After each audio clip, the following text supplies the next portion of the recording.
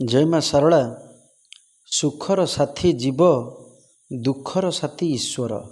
ପରମାତ୍ମା ଆଧ୍ୟାତ୍ମିକ, ଆଧିଦୈବିକ ଓ ଆଧିଭୌତିକ ଏହି ତ୍ରିତାପର ବିନାଶକାରୀ।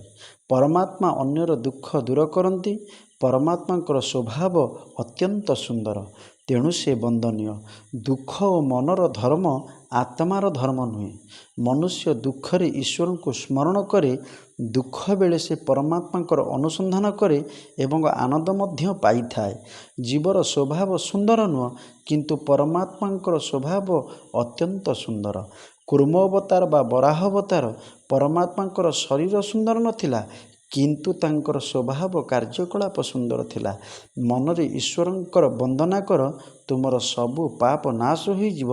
ଈଶ୍ୱରଙ୍କୁ ହୃଦୟରେ ବସାଅ ଓ ପ୍ରେମରେ ବନ୍ଦନା କର, ନମସ୍କାର କର।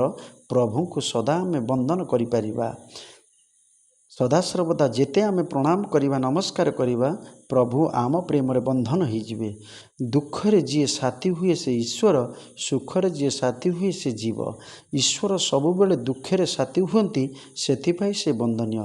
ଯେ ପର୍ଯ୍ୟନ୍ତ ପାଣ୍ଡବମାନେ ଦୁଃଖରେ ଥିଲେ, ସେ ପର୍ଯ୍ୟନ୍ତ ଭଗବାନ ଈଶ୍ୱର ତାଙ୍କ ସାଙ୍ଗରେ ଥିଲେ।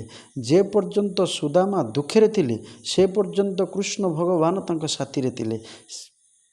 କିନ୍ତୁ ଯେତେବେଳେ ସେମାନେ ସିଂହାସନରେ ବସିଲେ, ସେତେବେଳେ ଭଗବାନ ସେମାନଙ୍କୁ ଛାଡ଼ି ଚାଲିଗଲେ।